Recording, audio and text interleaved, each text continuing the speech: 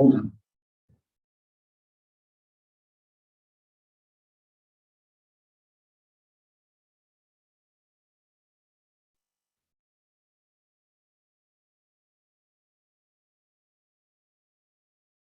and I were talking about this little lapse period of time in between when we hit the button and when we actually have audience on, what we should be doing with that silence. Good morning. Good morning.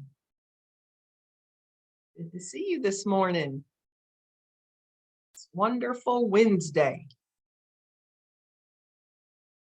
Wednesdays are my favorite because this is when Debbie gets to join me. I bet that's my daddy.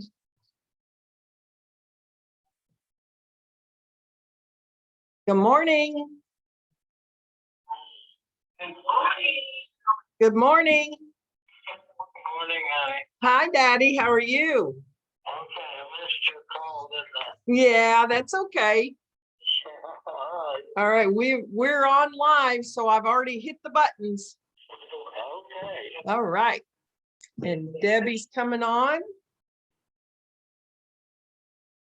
Should be coming on. I hit the button.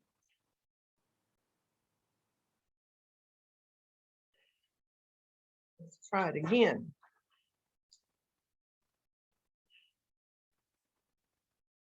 Everybody's staying safe in the weather out there. All kinds of things going on across the country. So Debbie's watching, but did it not give you permission to come on, Debbie? Huh. Can we try it again? I got the request and approved it. Maybe we can try it one more time. And Judy, I've got a brand new one trying to find us this morning. Judy Day Trineri, if I said her name right. Wonder. There we go. Approve, send request. Can't bring Debbie on. The person you invited needs to download the latest version of the Facebook app to join this live video room. I think there was an update, Debbie. We'll prove it one more time. Yeah, it says you've got the wrong version of Facebook. I just love technology. I love it. I love it. I hope Judy can find us. Oh, maybe.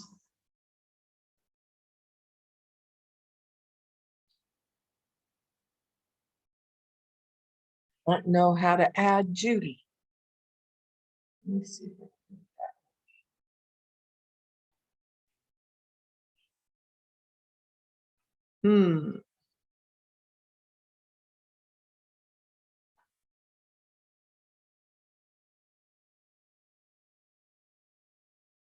Okay, well, I think we're going to have to continue on. We'll figure it out later. Judy Lowry's on, and we've got a new Judy, a Judy Day Trineri, I think is her last name, that's wanting to join. Pastor Charles made the connection on Facebook yesterday, and she and I become friends, and then I introduced her to the Elizabeth Sharon Ann page so she could watch the Bible studies. She's from Arkansas City, Kansas. Oh, thank you, Lynn. Got earrings that match. Going to do some recording today for our business. We're on April the 13th. I'm sorry we're not getting to bring Debbie on, but we'll get started. We are reading about the battles that Joshua has had to fight. This is Joshua chapter 7, starting in verse 16, going to chapter 9, verse 2. And it's one battle after another battle after another battle. And I just am encouraged. I mean, I don't know any other way of saying it. I'm just encouraged. He went from one battle to another battle. He was God's chosen man. I mean, he replaced Moses, for crying out loud. And he was following God, as far as I can tell, explicitly. He was seeking God. He was getting answers from God.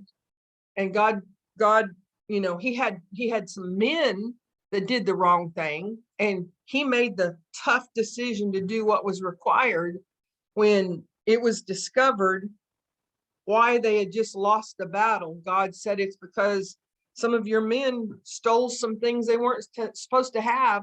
Joshua did what the law required and brought them forth and identified them. And then he executed them. For the wages of sin is death. And then he went right into the next battle. Now, there's a few things in here that really encourages me. Chapter 8, verse 1. Then the Lord said to Joshua, do not be afraid or discouraged. Do you know how many times it's written in here? Do not be afraid. Do not be discouraged. I mean, I've heard it said, I've never counted it, nor have I looked it up, that do not be afraid is in here 365 days. 365 days, 365 times, one for every day. I don't doubt it. Just in the book of Joshua alone, he says it a lot. But my point with it is that this life is full of battles. I mean, we're sitting and reading historical text about Joshua, but it's no different than the battle that we fight every day, and nobody's exempt from it.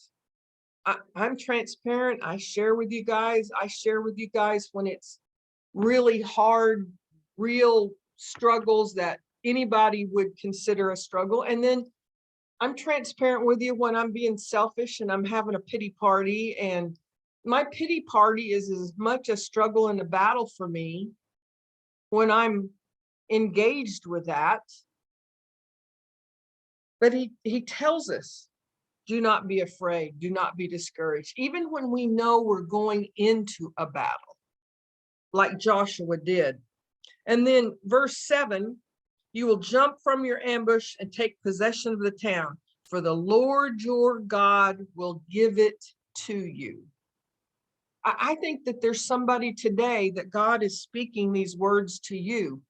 God is acknowledging your battle. He knows that it's a struggle for you right now. He knows all of the details that even you don't know. And he's telling you not to be afraid. He's telling you not to be afraid. He's telling you not to be discouraged. And he's telling you that he will give the battle to you. The victory is yours. And then in verse 18, the last sentence in verse 18, Joshua did as he was commanded. Joshua did as he was commanded. In a prior year, my notes starting this April the 13th reading says, follow God's commands. So in a prior year reading April the 13th's reading, what I got out of this Old Testament scripture was to just obey. Obey God. He'll speak to you. He'll tell you what to do. He'll tell you what not to do. But see, even in the small things, so we're at our job site. There's interaction going on around us. Somebody's doing something foolish. They're just goofing off. They're just being silly. But they're doing something, and that silliness goes to a level that we know is just borderline. Oh, that's not right. That's not right. And we will compromise in that moment and go along with the crowd just to have fun. And then we wonder why the battles are so hard. I mean, Joshua obeyed what God commanded him to do. In that little moment, when you have that little inkling that, ooh, this just become not fun anymore. This kind of borderlines on something that's not good. That's God speaking to you, saying, no, back up. Do not participate. I mean, when somebody comes at you and they're a little bit snappy and they're a little bit curt and they want to cut you off before you get to finish saying what you want to say. I mean, it rises up in us to go ahead and, by golly, I'll make my point. They're not going to cut me off in mid-sentence. They're not going to see.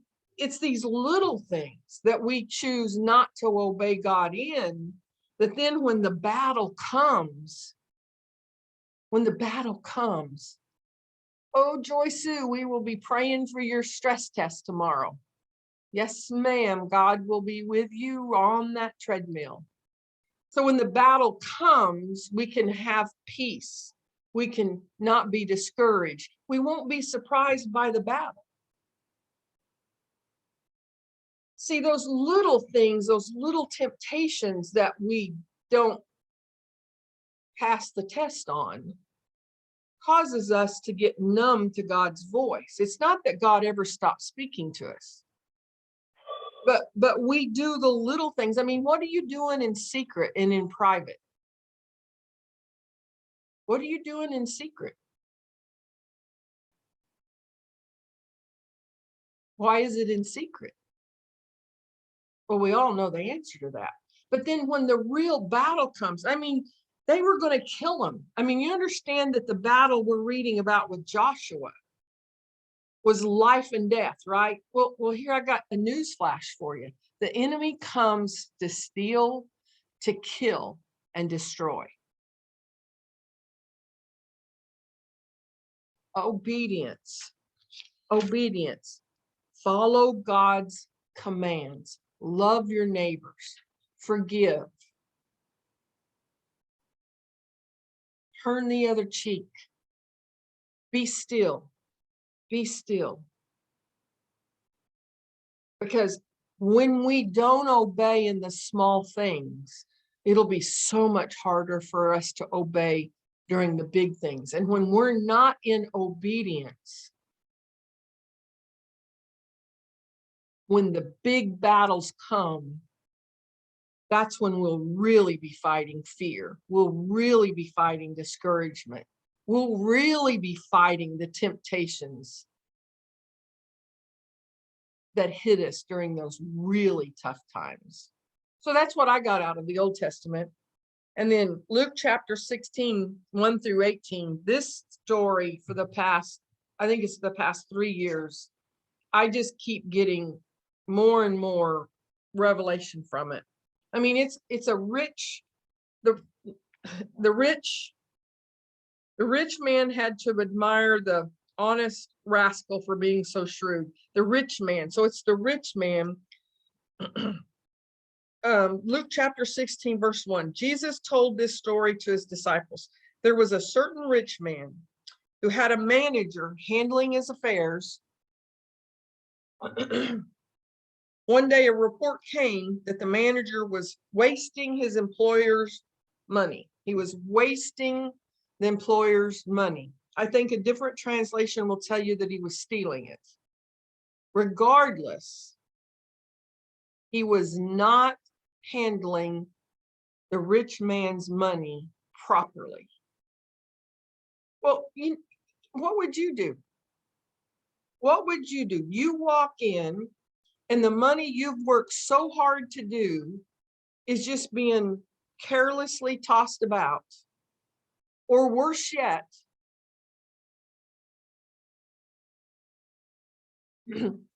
it's being stolen. Worse yet, it's being stolen. What's your response? I mean, really, let's just be honest. Is there anybody on here that wouldn't be tempted to just haul off and fire them? See, I think sometimes we focus on the man who was doing the stealing or the man who was wasting the money in this story.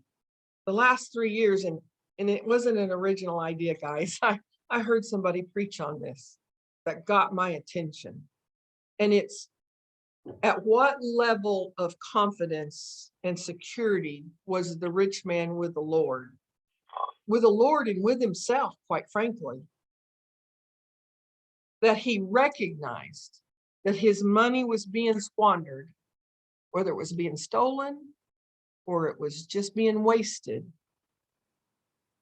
And instead of just acting and firing him, he gives him a warning and it gives him time. Talk about turn the other cheek. Gives him time to put his own affairs in order. And then he steps back and he watches what the man does. And the man literally starts stealing his money. Now, stealing it, the Bible doesn't say that he brought the guy in the note 1,000 and told him he could only had to pay 500. He didn't pocket the 500. He literally just forgave the debts of others. But that is money that was due the rich man, the owner of the business. It's the same thing, stealing, throwing it away. I mean, even after having been caught, he still continued to waste the man's money. But he changed his methodology. See, the way he was wasting it before was all centered around very selfish reasons. Now the way he's wasting it, while yes, indeed is selfish, in his selfishness, he was forgiving debts for other people.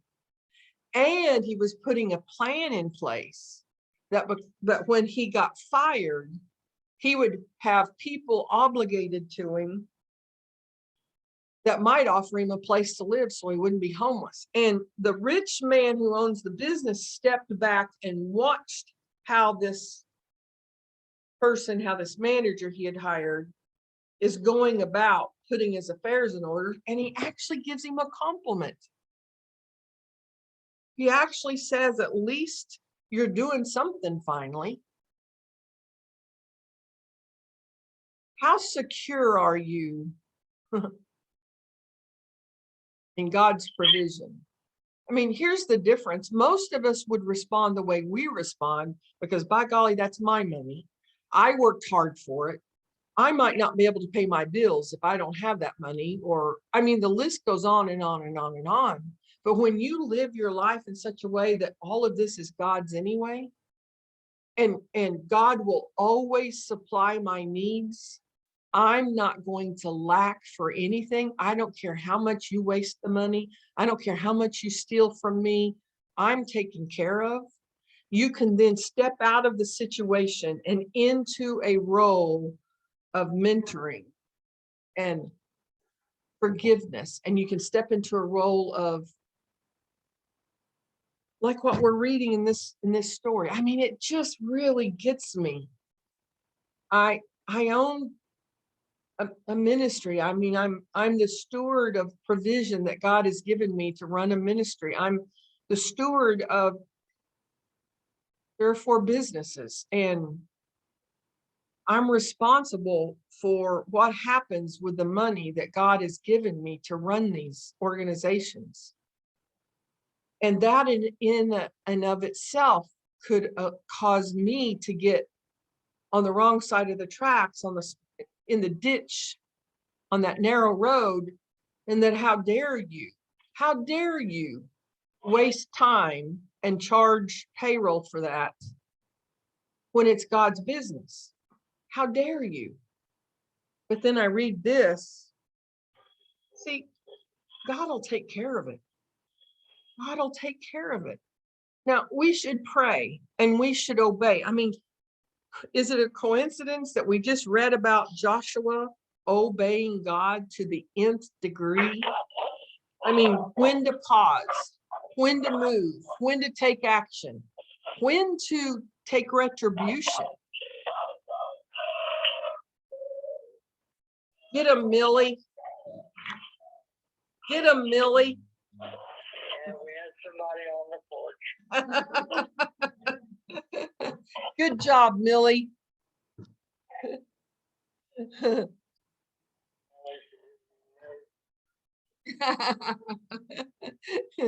My dad's dog was barking. That's all right. Anyway, I'm just sharing with you how this story touches me. I mean, I'm still pondering on it. I still believe I'm learning from it. And then Psalms 82, 1-8. God presides over heaven's court. He pronounces judgment on the heavenly beings. See, that's, oh, look who's on with us now. It worked. Just as we were getting, let's see. Can you talk, Debbie? See if I can hear you. Okay. It popped up. It popped up all of a sudden. It just worked. I had to delete it and come back into it. Okay. Well, here you are. Yay. So I've done all the talking. Now it's your turn.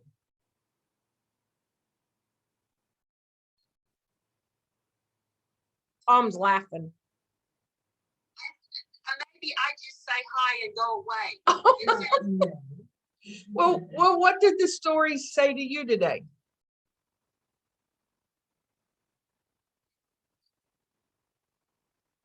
Are you hearing an echo? No. Well, then it's just me. Okay, well, I'll go ahead and say this, and I'm hearing myself talk, and I don't understand that.